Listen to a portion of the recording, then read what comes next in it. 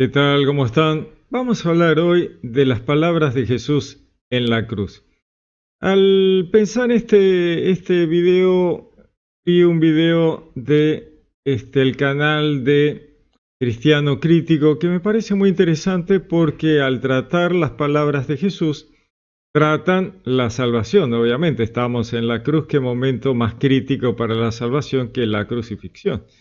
Así que ellos hablan sobre el tema de la salvación vista desde la mirada protestante evangelista. Así que me gustaría mirar esto mismo a la par de su análisis desde el punto de vista católico, para tener un poquito en claro las dos posiciones y de qué estamos hablando, ¿no es cierto? Así que me parece, vamos a escucharlo y después seguiremos con el análisis de las palabras de Cristo en la cruz. Vamos a ver qué nos decían. Interesarnos para entender lo que él ha hecho y cómo lo mira, ¿no? Su perspectiva de lo que le está pasando a él. Entonces, tradicionalmente se ha hablado de las 7 frases o 7 palabras del Señor Jesús en la cruz. Son eso, frases que el Señor Jesús dice y que deben interpretarse en su contexto. No debemos sacarlas del contexto en donde están. Deben interpretarse justamente en un contexto de crisis, de dolor, de muerte, de burla, de dolor profundísimo en cuanto a Jesús y por supuesto también en cuanto a sus discípulos. De ahí que hablar sobre esto debería ser algo que lo deberíamos hacer más frecuentemente, porque nosotros lo limitamos a veces a la Semana Santa. Y Bruno, lo que tú recuerdas, una de las crisis por las que la iglesia de los Corintios estaba pasando es que habían interpretado la vida cristiana de una manera diferente. Pablo lo que hace es decirles, para corregir esa vida de cristianos que, aun cuando dicen teóricamente tener todo lo que se llama de un cristiano, se han desviado y viven en cierta forma alejados de la realidad del Señor. El apóstol Pablo los corrige con este elemento de la cruz. La cruz es un evento que nos corrige la vida, ¿no es cierto? Nos corrige la existencia, nos pone quietos, decimos nosotros en El Salvador, ¿no? Es decir, te pone quieto, porque aquí estamos frente a la realidad de un hombre que está muriendo, del hombre que está muriendo, y las cosas se miran muy diferentes cuando estás precisamente frente a la muerte. Este es un tema que la mayoría de los grandes teólogos a través de las 2000 años que tenemos de existencia han tratado y debemos recordarlo. La vida del cristiano debería ser una vida en la que la cruz del Señor Jesús esté presente todo el tiempo, porque todos estamos, como el mismo apóstol Pablo dice al final del capítulo 8 de Romanos, todos deberíamos mirarnos como ovejas conducidas al matadero, ¿no? Y en este sentido la vida cambia de color tremendamente, ¿no? Por eso es importante, creo yo, Bruno, hablar de estas frases que el Señor Jesús menciona en la cruz junto con otros elementos del contexto.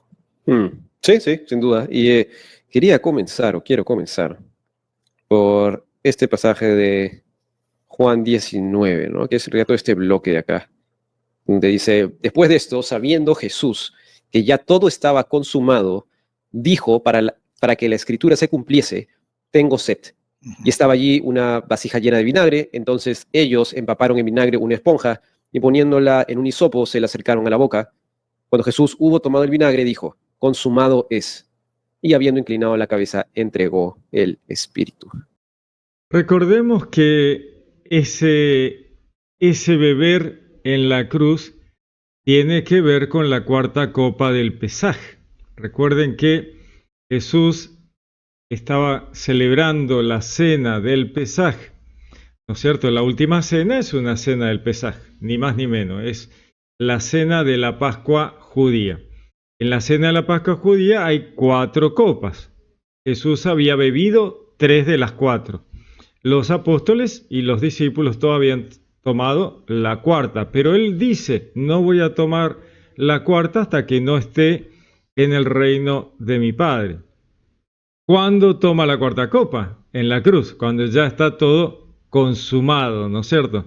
Y ahí toma la cuarta copa del Pesaj de la celebración de la Pascua. En ese momento en que el romano le acerca el vino agrio con el hisopo. El hisopo aquel con el que se había pintado, si ustedes recuerdan, los marcos de las puertas a la salida de Egipto, ¿no? O sea, todo está encadenado, ¿no? Así que esa es la cuarta copa y eso es lo que bebe Jesús en la cruz, ¿no? Sigamos escuchando. Muchas cosas acá, ¿no? Por un lado, y no sé si comenzar por el final o por el comienzo, pero conversábamos hace un rato sobre este énfasis que quiero ser justo, pero a ver, diré que en el mundo evangélico tenemos, y creo que estoy siendo justo con esto, de que ya todo se consuma, todo se realiza en la cruz, ¿no? La salvación no es, en cierto sentido es un proceso en el sentido de la santificación, pero lo que se logra, lo que Jesús logra en la cruz, esta muerte expiatoria, satisfactoria, sustitutoria, se termina en la cruz, ¿no? No hay algo que nosotros podamos hacer que aporte a nuestra salvación en sentido salvífico, ¿no? Fíjense, aquí empieza esta descripción del pensamiento evangelista protestante de que toda la salvación queda en manos de Jesús. Y aquí es donde se pierden de vista un tema fundamental, que es qué es lo que hace Jesús y qué queda en manos de cada persona, ¿no? Ahí es donde está el punto. Jesús, ¿qué es lo que hace? Yo no sé si termina de entenderse este asunto. ¿Qué es lo que hace Jesús? Jesús paga el rescate de la humanidad de manos del Satán, ¿no? De la esclavitud del pecado, que es un tema repetido en toda la Biblia, con la imagen del pueblo hebreo saliendo de Egipto, bueno, pero no parece que se entendiera. Jesús paga el rescate de esa esclavitud del pecado que había llevado a la humanidad ancestral a hacer sacrificios humanos, sacrificios animales, politeísmo, idolatría. Esa humanidad que existió siempre, desde hace 2 millones de años, desde antes del Edén. Yo creo que ahí es donde está la clave, ¿no? No mirar afuera del Edén para ver esa gente que está afuera haciendo todo tipo de macanas, idolatría, politeísmo. Y por eso Dios interviene y hace el Edén, y a partir de ahí inicia el camino el protopueblo hebreo. ¿Qué hace Jesús? Jesús completa toda esa tarea de Dios iniciada en el Edén, muriendo en la cruz y pagando el rescate. Un rescate pagado en una especie, una moneda que no es de Dios, y es el de los sacrificios. Dios nunca quiso sacrificios. Y entonces, ¿por qué se hace un sacrificio? ¿Recuerdan en Egipto cuando las plagas, Moisés agarra ceniza del horno y la arroja al cielo y eso cae como pústulas sobre los egipcios? ¿Qué es lo que está haciendo Moisés ahí? Moisés está agarrando, por orden de Yahvé, está agarrando ceniza de sacrificios humanos. Eso eran, sacrificios humanos, hechos por los egipcios, en el horno. Agarra esa ceniza y la arroja al cielo. ¿Acaso los dioses querían sacrificios? No, el cielo rechaza los sacrificios y las cenizas caen sobre Egipto enfermando a todos con pústulas. Si las cenizas hubieran sido agradables a Dios, Dios se las hubiera recibido y las pústulas no se hubieran producido. Pero Dios rechaza las cenizas, no quiere sacrificios, ni humanos ni animales, y se las devuelve a Egipto, y ellos se enferman. Son imágenes súper sencillas, pero que tienen una enorme trascendencia. Entonces, ¿qué es lo que ocurre allí? Dios no quiere sacrificios. Este sacrificio de Cristo definitivo y último, donde Él se convierte en el animal al sacrificio, ¿no? Ese famoso Cordero de Dios que quita el pecado del mundo, no es algo querido por Dios, no es algo que Dios quiera. Dios no quiere sacrificios. Tanto es así que Jesús no sacrifica un cordero, se sacrifica Él mismo porque Él no quiere sacrificios. Él, siendo Dios, no quiere sacrificios. entonces se transforma él mismo en el sacrificio definitivo. Él se convierte en ese animal al sacrificio, en el Cordero de Dios. Porque él no quiere matar a nadie, prefiere que lo maten a él. Y él se entrega como ese sacrificio definitivo para pago al Satán por rescate de la humanidad. Bien, con eso se cumple el rescate de la humanidad y Jesús abre la posibilidad de ingreso de las almas de la humanidad al cielo, ¿no? Para que puedan entrar a la vida eterna, al reino de los cielos y la vida eterna. Abre la puerta. Él se transforma en la puerta abierta en el cielo que nadie puede cerrar. Él se transforma en el camino, la verdad, la vida, para pasar de la tierra al cielo. Perfecto. Todo se ha cumplido. Pagó todo. Genial. Lo futuro también, o sea, ahora puedo salir a hacer un desastre, otra vez idolatría, otra vez politeísmo, sacrificios humanos de nuevo, y está todo bien, voy a entrar al reino de los cielos igual. Y la verdad que no, no vas a entrar. Vas a tener que dar explicaciones por cada cosa que hagas. Ahí es donde está la diferencia entre catolicismo y evangelismo, protestantismo. El católico tiene claro que ahora querés entrar, te vas a tener que portar bien. No, pero dicen los evangélicos, los protestantes, no, pero Jesús ya pagó todo. Sí, pagó lo anterior, lo que vos no podías pagar, lo que la humanidad ancestral había hecho y que vos no podías pagar, pero que era parte de los pecados ancestrales de la comunidad humana. Y vos no podías pagar eso, porque eso excede tu capacidad de pago. Tu crédito no alcanza. Lo paga Jesús. Ahora, una vez que Él ha abierto esa puerta, bueno, ¿querés entrar ahora? Sí, bueno, tenés que portarte bien. ¿Cómo es eso? ¿No era que había pagado todo? Sí, lo anterior. Pero ahora, lo nuevo, que vos te gastaste, lo vas a tener que pagar vos. Él pagó tu cuenta anterior. No, pero esa cuenta no era mía. Bueno, sí, era tuya porque vos sos parte de la humanidad. No, pero yo no tengo nada que ver. No, sí, tenés que ver. Ahora no puedes lavarte las manos. Bueno, pero ahora yo quiero entrar. Sí, pero ¿te portaste bien? No, si no era necesario. Yo soy evangelista. ¿Por qué me voy a portar bien? No, porque la fe te va a hacer portarte bien. Bueno, pero Jesús ya pagó todo. No, pagó lo anterior. ¿Vos querés entrar? Sí, tenés que portarte bien. Pero no puede ser. Sí, cuando le preguntan a Jesús, ¿qué debo hacer, maestro bueno, para heredar el Olam Jabá, el mundo venidero, el reino de los cielos, la vida eterna? Este judío le pregunta a Jesús en términos judíos. ¿Qué debo hacer para heredar el mundo venidero? ¿Qué le dijo Jesús? No te preocupes, no hagas nada. Yo ya voy a pagar todo, quédate tranquilo. Ya está. Anda, seguí haciendo lo tuyo, no te preocupes. Tirate abajo de un árbol, como dicen ellos, que eso está mal. Bueno, pero en su forma de pensar, protestante o evangelista, da lo mismo, puedes tirarte abajo de un árbol. Entonces Jesús, ¿qué le dijo a este judío? Ah, está bien, no te preocupes, si yo ya pagué todo, olvídate, no te preocupes. No, le dijo, ¿cumpliste los mandamientos? Y él dijo, sí, los cumplí desde chico. Muy bien, entonces ahora vendé tus bienes, dáselo a los pobres y vení y sé un discípulo mío. Y él dijo, no, la plata no. Y se fue. Entonces, hay algo que hay que hacer. ¿Qué debo hacer? Cumplir los mandamientos.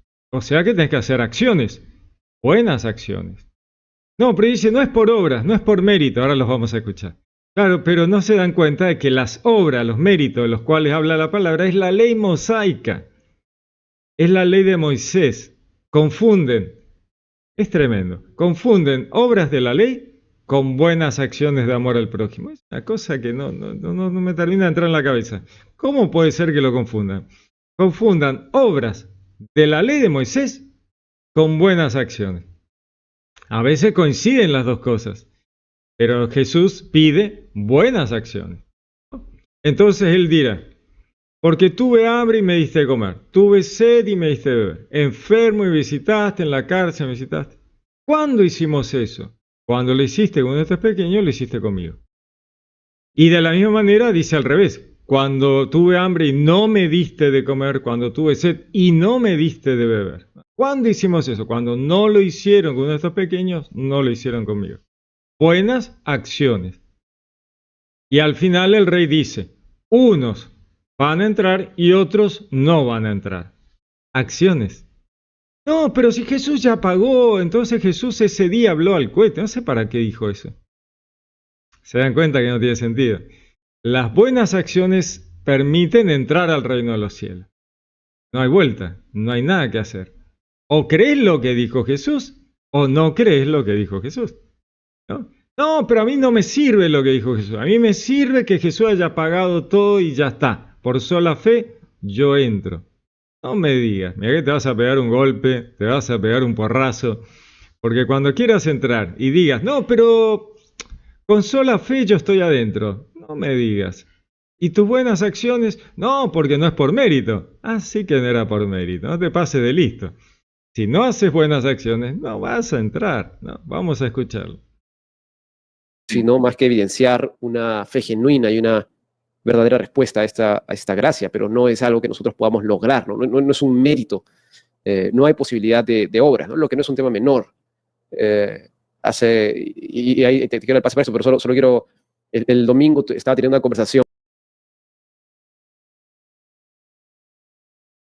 Vamos un poquito más atrás. Satisfactoria, sustitutoria, se termina en la cruz, ¿no? No hay algo que nosotros podamos hacer que aporte a nuestra salvación en sentido salvífico, ¿no? Sino más que evidenciar una fe genuina y una verdadera respuesta a esta gracia, pero no es algo que nosotros podamos lograr, ¿no? Ellos dicen, no, si vos creés te vas a portar bien. Yo conozco un montón de evangélicos protestantes muy creyentes que viven en el templo y son malísimos, se portan súper mal, con lo cual empíricamente no lo vemos. No es verdad, no es cierto, se portan mal, son muy mala gente. Esto no significa que no haya católicos malos, hay católicos malos también, seguro, como todo, buenos y malos. Pero en relación a esta lógica evangelista de que si crees te vas a portar bien, eso no existe, no es verdad. No es un mérito, no hay posibilidad de obras, ¿no? Lo que no es un tema menor. Y ahí te quiero el pase para eso, pero solo quiero, el domingo estaba teniendo una conversación fue a almorzar, la clásica de después de la iglesia, ¿no? Que vas a almorzar. Fue a almorzar con unos amigos, invitó a otro que yo no conocía, y me contaba él en la mesa que estaba conociendo a una chica que era católica. Y yo ya, bueno, él no era mi amigo, entonces no me sentía con la confianza de decirle, estás metiendo las 4 ahí, pero lo que dijo que me llamó la atención es, dijo, bueno, los católicos y evangélicos solo diferimos él dijo algo como, no, yo creo el 99% de lo que los católicos creen. Yo me quedé callado, dije, esta persona no sabe lo que no sabe, ¿no? Y luego le dije, luego ya cuando pasó un par de minutos, dije, ese 1% no creo que sea 1%, creo que es más como, dije, no sé, pero 1% no creo que es.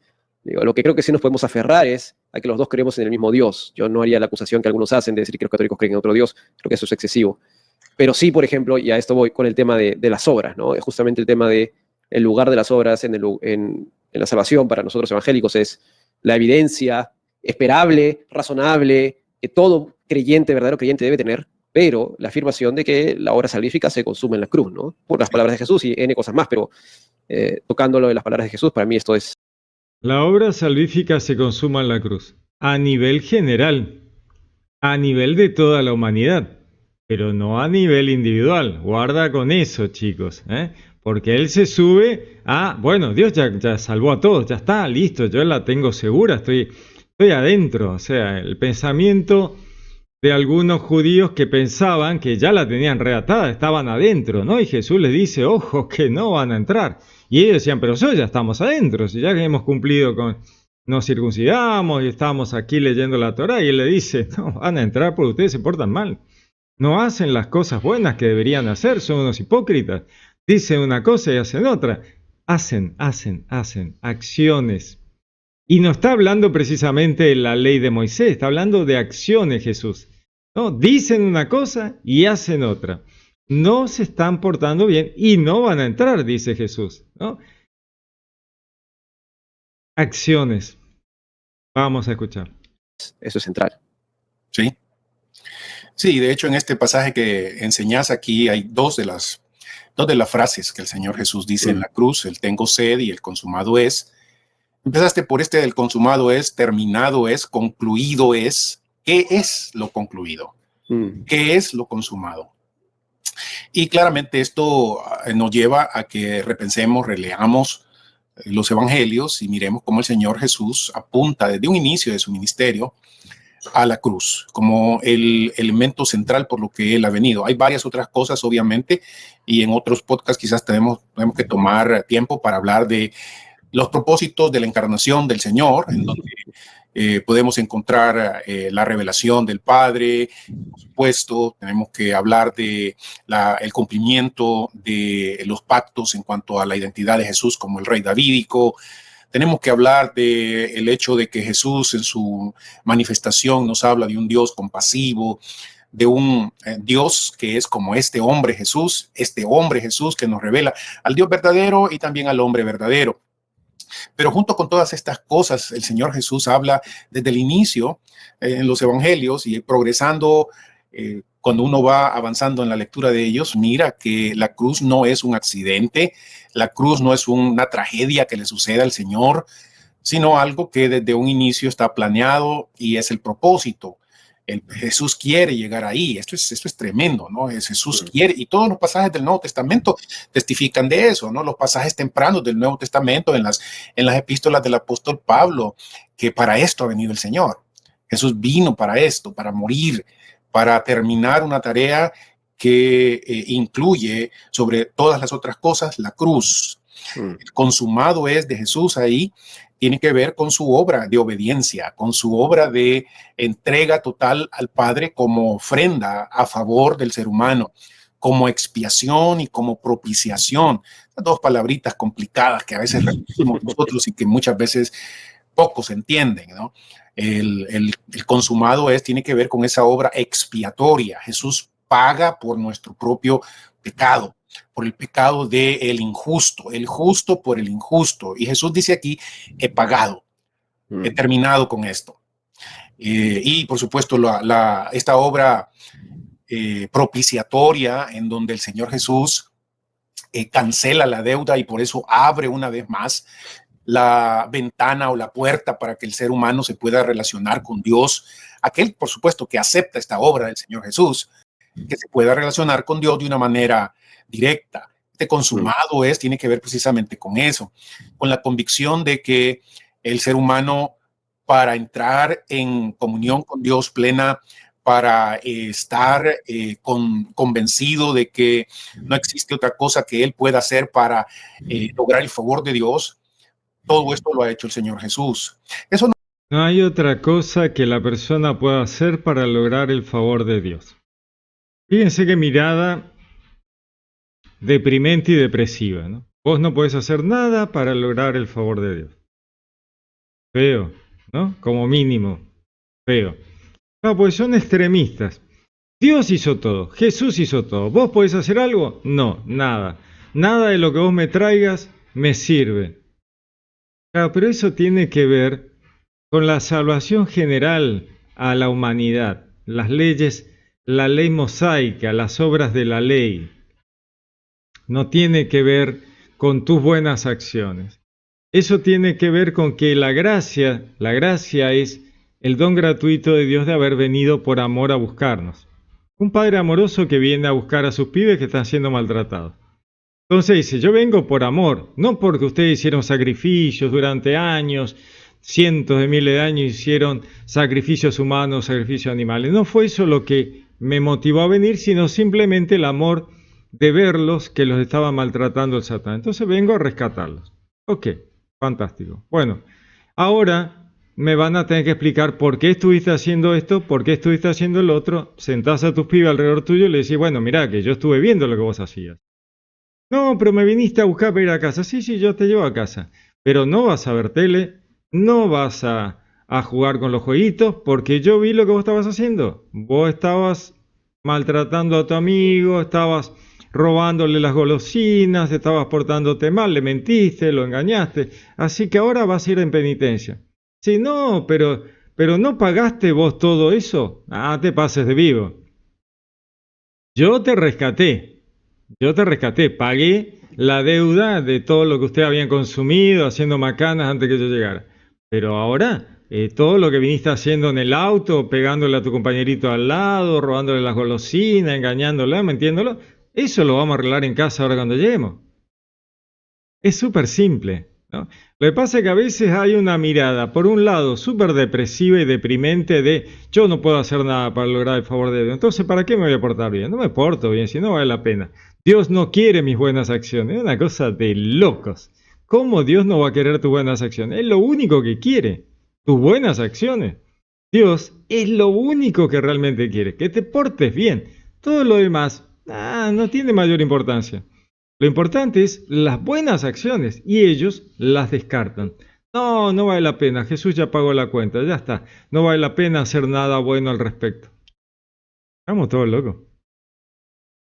No significa, Bruno, como algunos pueden hacer la caricatura de los evangélicos, ¿no? En el sentido de que puedan decir, bueno, si ya Dios hizo todo, y si Jesús hizo todo, yo me tiro a la cama a ver televisión y no hago nada más, ¿verdad? Pero el consumado es del Señor Jesús, aplica a esto, es decir, tú has recibido un regalo y el regalo es que yo lo he hecho por ti.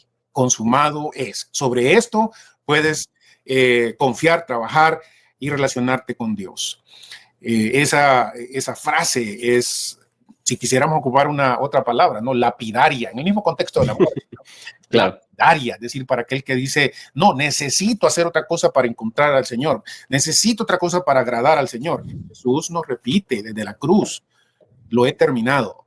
Claro. Esto no hay, no, sí, se lo voy a decir, no hay, las obras no son causativas de nada, ¿no? Y me acuerdo de una frase de Escuchemos de vuelta porque es súper interesante. Las obras no son causativas de nada, dice este muchacho Bruno. Vamos a escucharlo. Daria, es decir, para aquel que dice, no, necesito hacer otra cosa para encontrar al Señor, necesito otra cosa para agradar al Señor. Jesús nos repite desde la cruz, lo he terminado. Claro. Esto no hay, no, sí, se lo voy a decir, no hay, las obras no son causativas de nada, ¿no? Y me acuerdo de una frase de Hannah, que también es profesor de acá, que tiene citas tan graciosas, pero una de ellas él dice esto de que cuando él muera, ¿no? Si alguien le pregunta qué haces acá, le va a decir, porque he recibido el mérito no merecido de la obra de Jesucristo en la cruz. Dice, si le preguntas a un católico romano, le diría, porque he recibido el mérito merecido de la obra de Jesucristo en la cruz. No, están equivocados. Parten de un error. El católico llega al cielo y le dicen, ¿qué haces acá? Nada, vengo porque me morí y porque, bueno, vengo con Dios. Bueno, ¿te portaste bien? Va a ser la pregunta en el cielo para católicos y evangelistas. Y el católico dirá, bueno, mira, traté, hice lo mejor que pude. Seguramente alguna cosa tengo pendiente.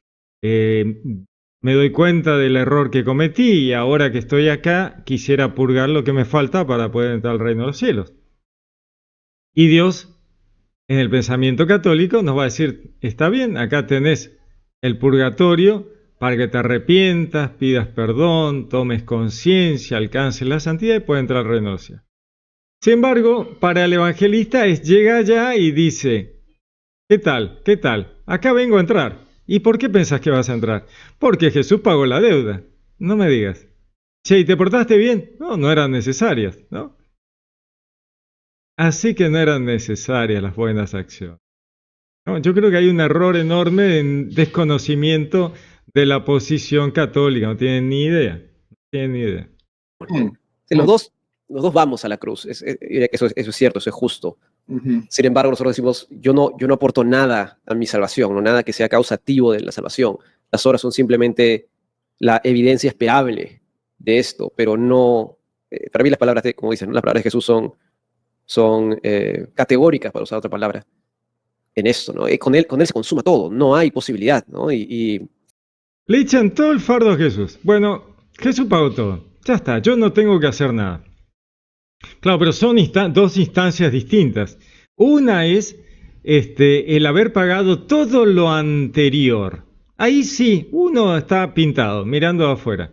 Gracias, papá, que me pagaste todo lo que gasté en el parque de diversiones hasta que vos llegaste. Bueno, ahora tenés que portarte bien.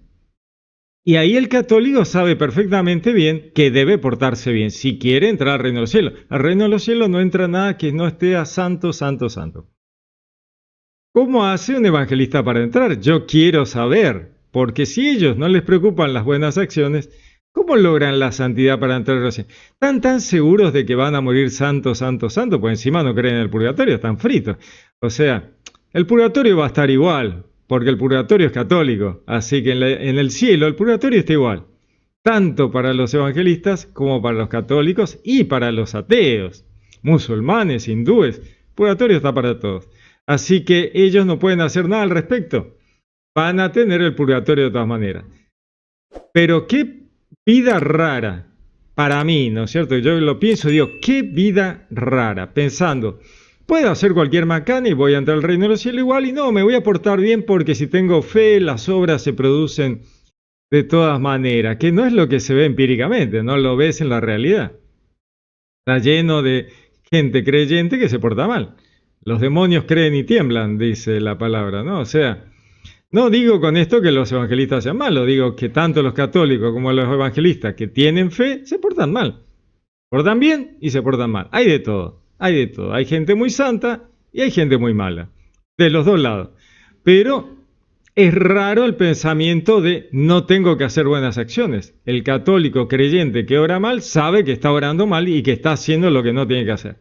El evangelista que cree se porta mal y dice, bueno, qué sé yo, la fe no está funcionando como debería funcionar, qué sé yo, está raro, raro. Ahí me resulta raro. Veamos.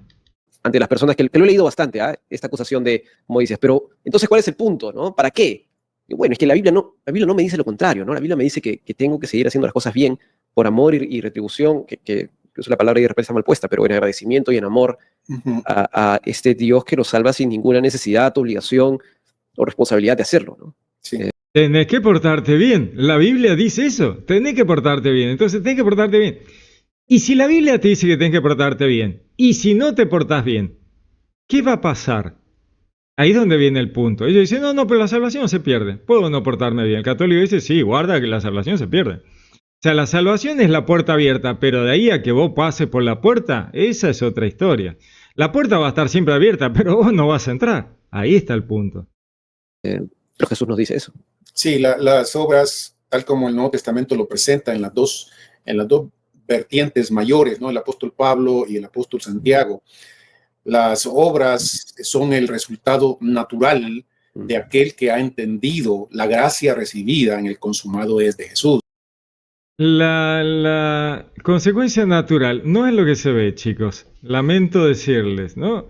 Mucha fe y pocas obras. Eso se ve. Entonces no se lo tomen así, ¿eh?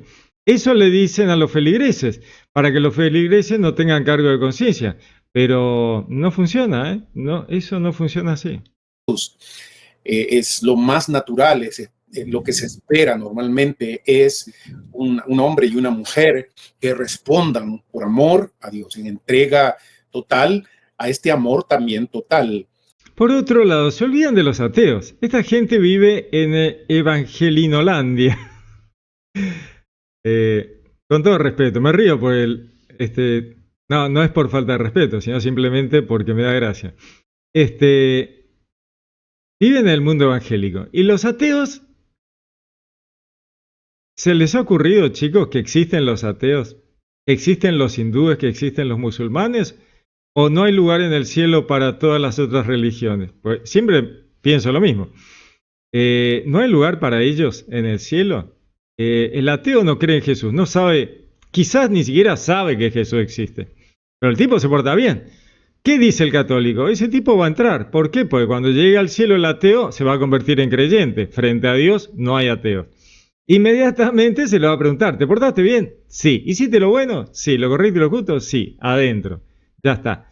¿Y qué dirán los evangelistas? No, pará que este tipo no tiene fe. El católico así, déjalo pasar si el tipo es un buen tipo. No. No tiene fe en Jesús. ¿A dónde lo mandamos? Al infierno. Pero se portó bien. No, porque no es por obras. No es por obras.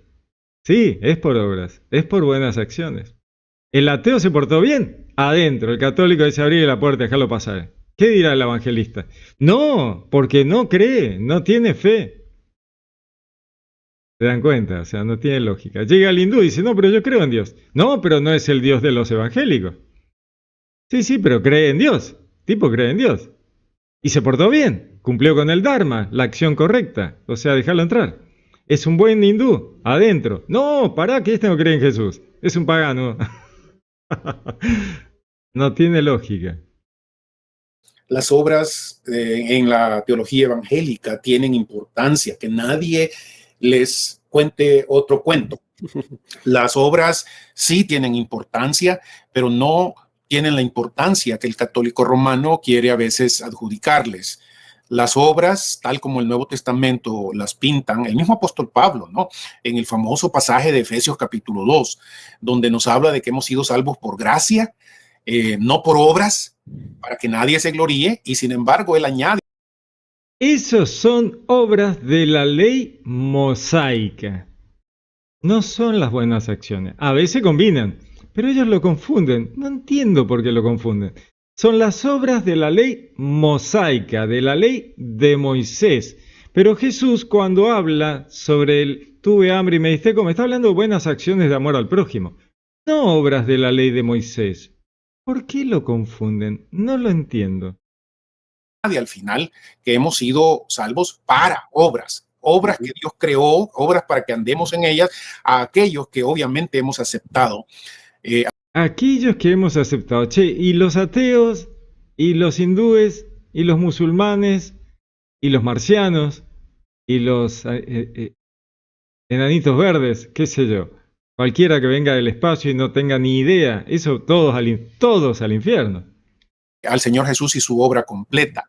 Lo mismo dice Santiago, ¿no? Desde otra perspectiva. Claramente Santiago está mirando la cuestión desde otra perspectiva y le pregunta a aquel que pretende haber entendido la salvación del Señor Jesús y que piensa que solo con decirlo es suficiente. Esto es esa fe de la que habla la palabra del Señor. No.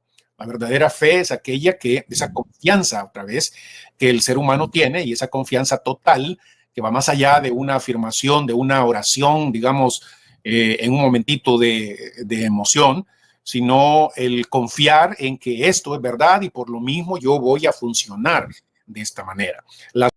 Vamos a leerlo, ¿no es cierto, hermanos míos? ¿De qué aprovecha si alguno dice que tiene fe y no tiene obras? ¿Podrá la fe salvarlo? Y si un hermano o una hermana están desnudos, tienen necesidad de comida, de bebida, de ropa, así también la fe, si no tiene obras, es muerta en sí misma. Es clarísimo, Santiago. Por algo, Lutero quería eliminar la carta de Santiago, obviamente, ¿no es cierto? Las obras son el resultado normal, natural, de un hombre, de una mujer que ha entendido el consumado es el Señor. ¿Por qué no la leyeron? ¿Por qué no la leyeron? Yo leí por ellos, pero ellos no la leyeron. ¿Por qué no la leyeron? Porque no les gusta. Santiago les está diciendo, chicos, si no se portan bien, no van a entrar y no veo fe en lo que ustedes dicen. Así que no la leyeron, la mostraron, pero no la leyeron. Tienes todo el derecho a dudar, y eso es lo que Santiago dice, tienes todo el derecho a dudar de alguien que dice, sí, lo he entendido, y no produce ningún tipo de fruto, ¿verdad? Claro. Lo más seguro es que no lo has entendido. Ahí la clave de la diferencia entre romanismo y evangelicalismo, ¿no? Las obras son importantes y deben hacerse por amor en respuesta al trabajo consumado del Señor Jesús, nunca para complementar el trabajo de Jesús. Nadie complementa el trabajo de Jesús. Están equivocados. Están equivocados. ¿Cómo puede ser? No lo puedo entender. No se puede complementar el trabajo de Jesús. Jesús pagó todo lo anterior. Nadie puede complementar eso. Pero tenés que portarte bien si querés entrar al reino de los cielos. Ella dice, pero yo no puedo complementar el trabajo de Jesús. No, estás mezclando los tantos. Te estás pasando de vivo. No querés portarte bien. No querés que el portarse bien sea asociado a tu salvación. Vos decís, no, pero ya pagó por todo. ¿Por qué me tengo que portar bien? No es necesario. No, sí, te tenés que portar bien. Si no, no vas a entrar. No vas a entrar. El romanismo, Pedrito es romano, te va a estar esperando allá a la entrada. Y Pedrito es romano, te va a decir, ¿a dónde vas? ¿A dónde vas? Si vos no te portaste bien. Espera, ¿a dónde vas? Nuestras obras no complementan nada en ese sentido para salvación. Nuestras obras revelan si hemos entendido la obra terminada de Jesús. Y el ateo, y el hindú, y el musulmán, y el marciano, que no conocieron a Jesús, que no saben que Jesús existe, no hay lugar para ellos en el cielo. El cielo es solo de evangélicos. ¿No lo han pensado? Digo yo, no se les ha ocurrido. Y si respondemos también con amor, una respuesta natural de alguien que se sabe bendecido, lleno de gracia en este sentido, por la obra del Señor Jesús, de Dios Trino en realidad. Sí, sin duda. ¿Qué te parece si hablamos un poquito del tengo sed? Del tengo sed. El tengo sed que aparece ahí otra vez va en contra del gnóstico, ¿verdad? De la creencia gnóstica de que en la cruz el Dios de Israel, porque el que está aquí. Ya hemos escuchado un poquito de esta gente, muy interesante, su forma de mirada, su mirada evangelista protestante, me parece muy interesante. Pero vamos a continuar con el tema de las 7 palabras para poder ver un poco todo esto que ha dicho Jesús en la cruz y que ellos habían empezado a hablarlo, pero me parece que ya vimos su mirada sobre la salvación que ocurre en la cruz, ¿no es cierto? Por eso me pareció tan interesante ponerlo antes de terminar de ver las 7 palabras, porque ellos tienen una mirada totalmente distinta de ese evento crucial de la crucifixión. Así que una vez que hemos visto esta diferencia entre la mirada protestante y la mirada católica sobre el mismo evento de la salvación, podemos empezar a ver las palabras que Jesús dice, que también van a tener una mirada distinta desde el lado católico que desde el lado protestante. Así que vamos a ir viéndolas y vamos a pensarlo. Vamos a ver un poquito.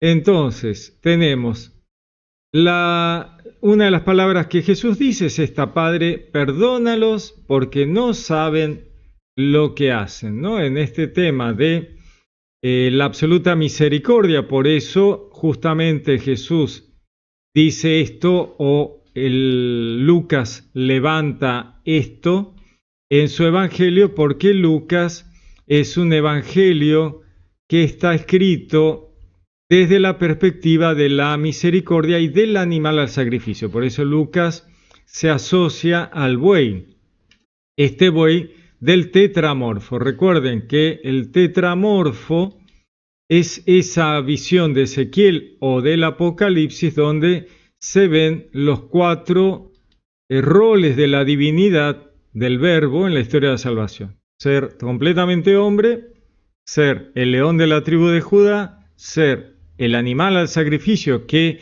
en el tetramorfo está representado por el buey, porque era simplemente el paradigma del animal al sacrificio de la antigüedad, y que Jesús va a ser el Cordero de Dios, ¿no es cierto? Y luego el último es el águila al vuelo, que es la divinidad, completamente Dios.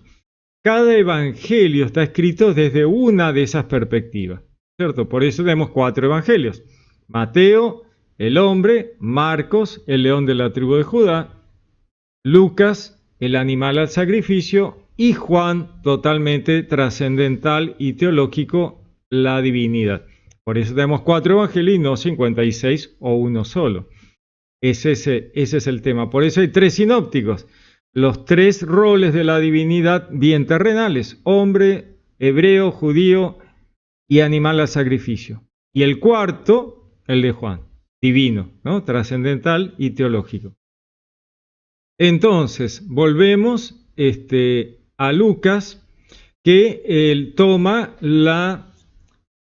esta frase de Padre, perdónalos porque no saben lo que hace. Absoluta misericordia de Dios en contraposición, espejo inverso del sacrificio humanos y de animales, ¿no? Ese por eso Lucas está identificado con el buey, ¿no es cierto? Perdónalos porque no saben lo que hacen.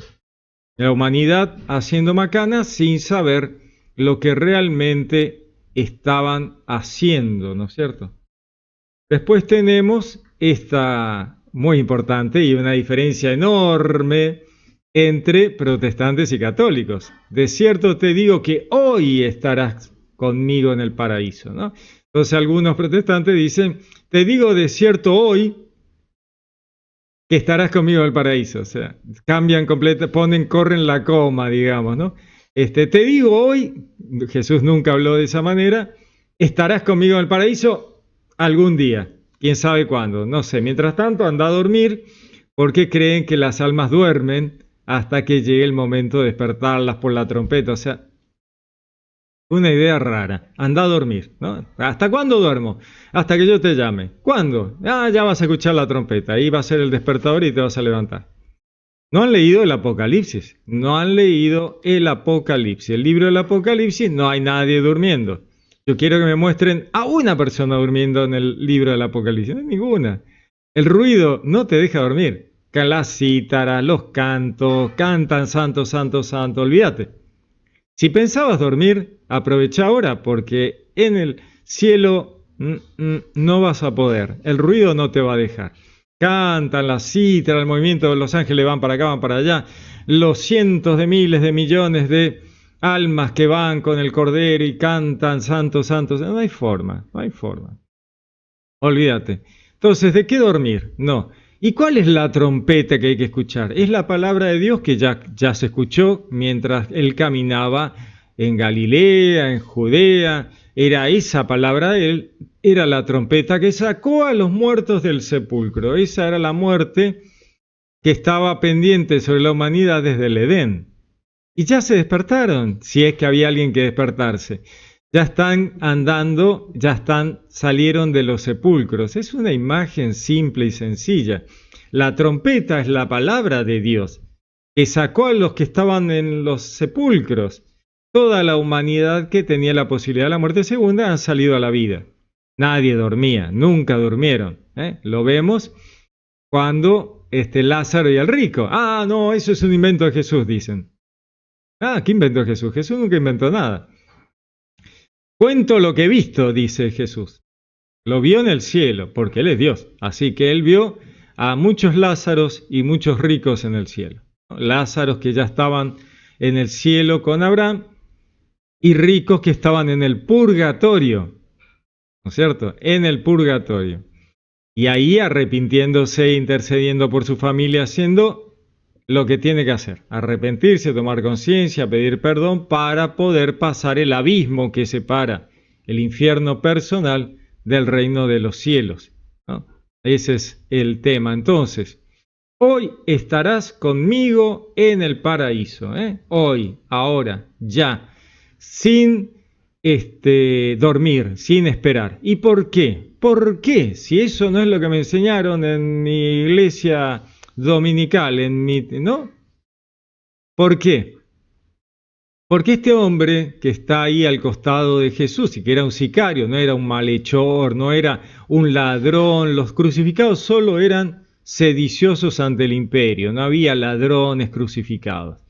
A los ladrones se les daba una buena azotada, que era lo que hicieron con Jesús al principio, y se los soltaba a todos malheridos, destruidos, o directamente se morían de tanto que los lastimaban. Pero no había crucificados por robos, por asaltos, no, eso era un delito menor que al imperio no se gastaba en crucificar. Se crucificaba a los sediciosos contra el imperio. Y Jesús entra en el nivel de sedición, porque era el rey de los judíos, un tipo que estaba generando un golpe de Estado. Ese era de lo que le acusaban los saduceos frente a Roma, y por eso Roma lo crucifica.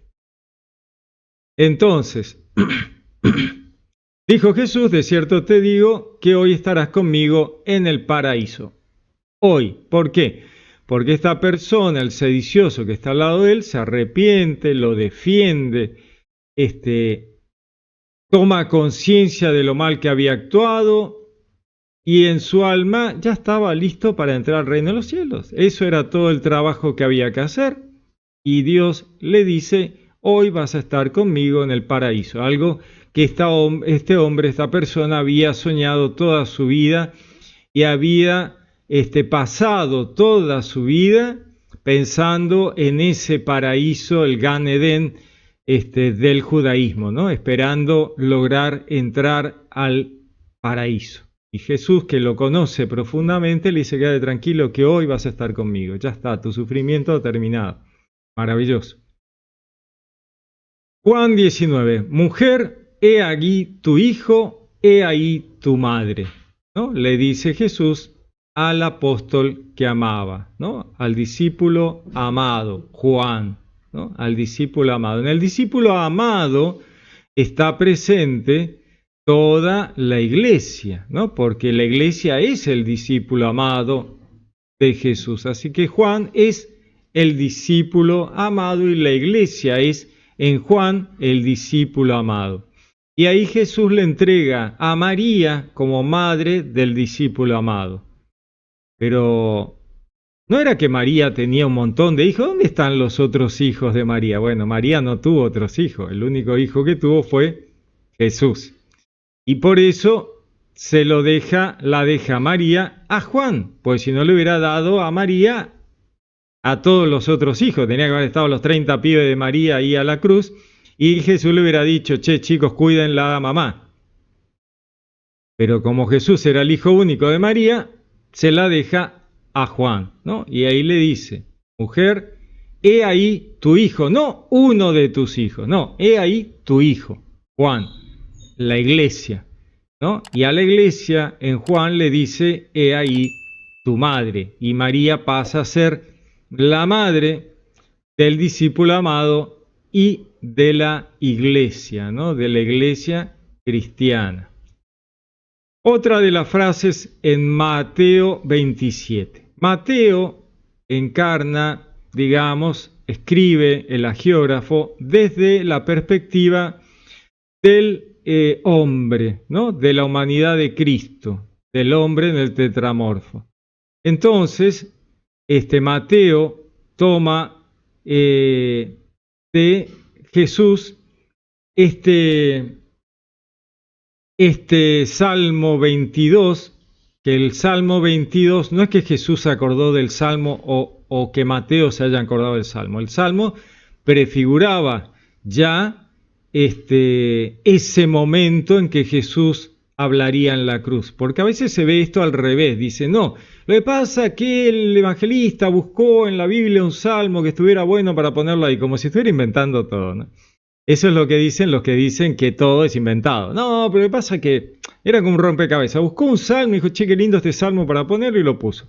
No, este salmo es un salmo mesiánico que está inspirado por Dios y nos habla de lo que Jesús ha de decir en determinado momento. Y lo dice una vez que está crucificado, Dios mío, ¿por qué me has abandonado o desamparado? Y lo dice en arameo, que era el idioma que todos entendían en aquella época y hablaban porque era el idioma normal de la zona.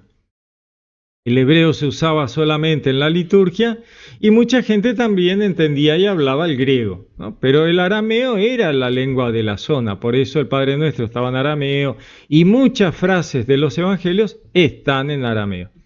Entonces dice, Eli, lama sabactani, ¿no? Dios mío, ¿por qué me has abandonado?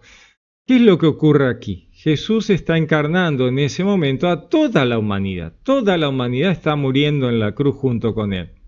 Cuando Él sea elevado, todos serán arrastrados con Él. Ya lo había dicho. Toda la humanidad es arrastrada. ¿Quién es la que clama que Dios la ha abandonado? ¿Jesús? No, Jesús tiene clarísimo que Dios no lo abandonó. Él está cumpliendo con algo que estaba profetizado desde siempre y que era necesario cumplirlo. O sea que que habla no es Jesús. Habla la humanidad, habla el pueblo hebreo, hablan varias capas de humanidad aquí. Esa es la que clama a Dios, ¿por qué me has abandonado? Cuando en realidad acá se cumple lo contrario al abandono. Estoy viniendo a buscarte, a rescatarte.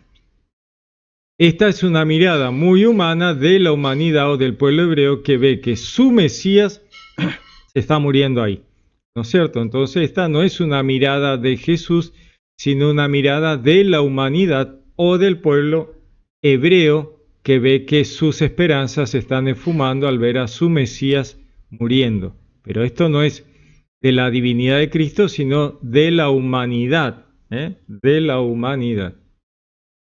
Veamos un poquito más.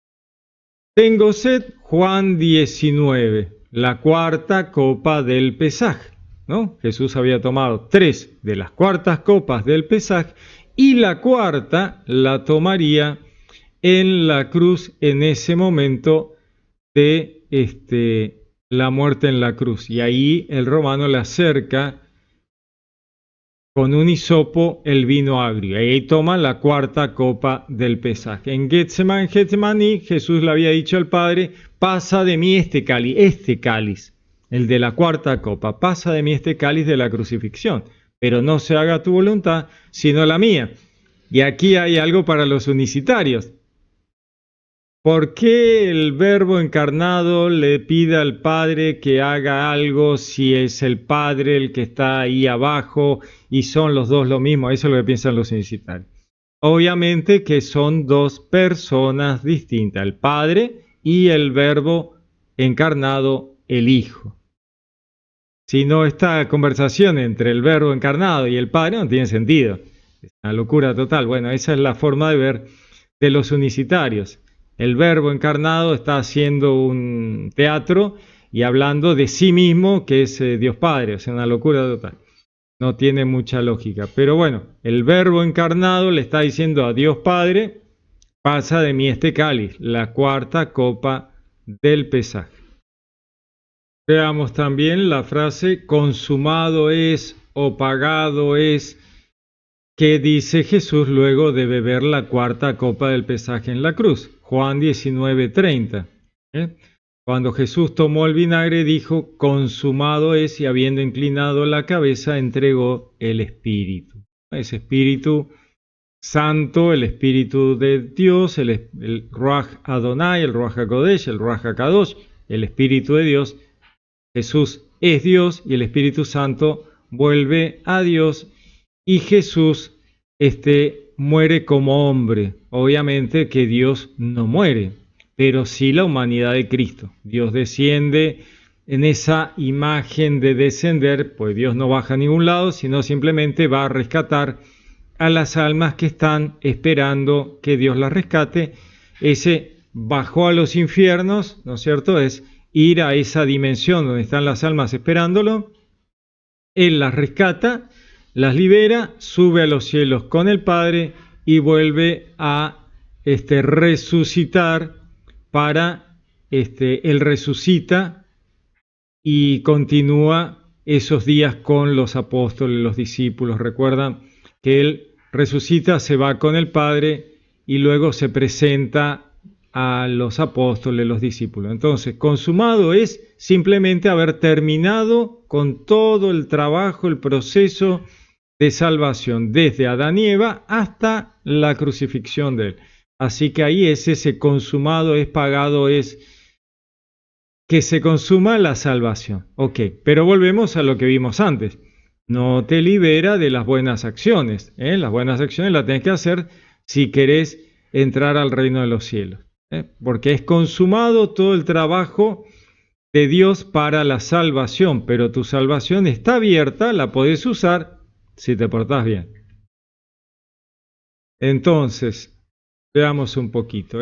Padre, en tus manos encomiendo mi espíritu, que viene luego del consumado es, y tiene que ver con esto de el Espíritu Santo que vuelve a Dios y el cuerpo de Cristo muere en la muerte terrenal y humana. Dios no muere, ¿no es cierto? Y está citando el Salmo 31 simplemente porque el Salmo 31 era prefigura de lo que Jesús diría en la cruz, ¿cierto? Así que veamos un poquito entonces un resumen. El perdón, el Padre perdona a los pobres, no saben lo que hacen. La salvación, de cierto te digo que hoy estarás conmigo en el paraíso. el cuidado de la iglesia, ¿no? A través de María, que queda como madre de la iglesia. Ese abandono de la humanidad que cree que Dios la ha abandonado, cuando en realidad es todo lo contrario, Dios está muriendo por la humanidad. El tengo sed, aquella cuarta copa del Pesaj, el cumplimiento de todo lo prefigurado en el Tanaj, consumado es. El Padre, en tus manos encomiendo mi espíritu, obviamente que Jesús es Dios, sabe que tiene la absoluta certeza de que no existe la muerte, ¿no es cierto? Él es Dios, así que esa cosa no existe, y el Espíritu Santo que vuelve a la divinidad, ¿no es cierto? Entonces, lindas las frases de Jesús en el contexto de la teología, ¿no es cierto? En el contexto de los roles de la divinidad en la historia de la salvación, la misericordia de Dios, la salvación entendida. De paso, hemos mirado la salvación mirada desde el protestantismo evangélico y desde el catolicismo romano-papista, como nos dicen, ¿no? Ah, romano-papista. Bueno, el romano-papista es más misericordioso y lógico, ¿no es cierto? No te alcanzó tu vida para arrepentirte. Habías metido la pata un segundo antes de tu muerte. Bueno, ellos te dicen, no te preocupes, pues las acciones, buenas acciones no tienen importancia. Otros te dirán, te vas al infierno derecho, ¿no es cierto? La Iglesia Católica te dice, no te preocupes porque cualquier cosa que te queda pendiente vas a purgarla en el purgatorio, que no es un paseo por el campo, ¿eh? Purgatorio no es un paseo por el campo. Es aquello que estaba prefigurado en la conquista de la tierra prometida. Y la conquista de la tierra prometida no es un camping, no es un picnic, es una conquista difícil y compleja. ¿Por qué? Porque es la conquista de aquello último que nos quedaba pendiente y que debemos resolver ya en el cielo. Y entonces puede ser un momento feo. Tomar conciencia, recapacitar, pedir perdón, realizar cierta penitencia, prometer no volverlo a hacer y aceptar el perdón de Dios para estar en completa santidad y poder entrar al reino de los cielos. Espero que se haya entendido esta diferencia entre el romanismo, como nos dicen los evangélicos, y la mirada evangélica protestante, ¿no? El tema de la Iglesia Católica, muéstrame tus obras, muestra, ¿no? Le dice Santiago, yo te voy a mostrar mis obras, mi fe a través de mis buenas acciones. Eso le está diciendo, porque las obras se entienden obras de la ley. Las buenas acciones y ahí vas a ver la fe que tengo, ¿no? Solo con fe no arreglamos nada. Muy bien, le dejo algo para pensar. Feliz Semana Santa. Que Dios los bendiga. Los saludo con gran afecto. Les habló Pablo Castro.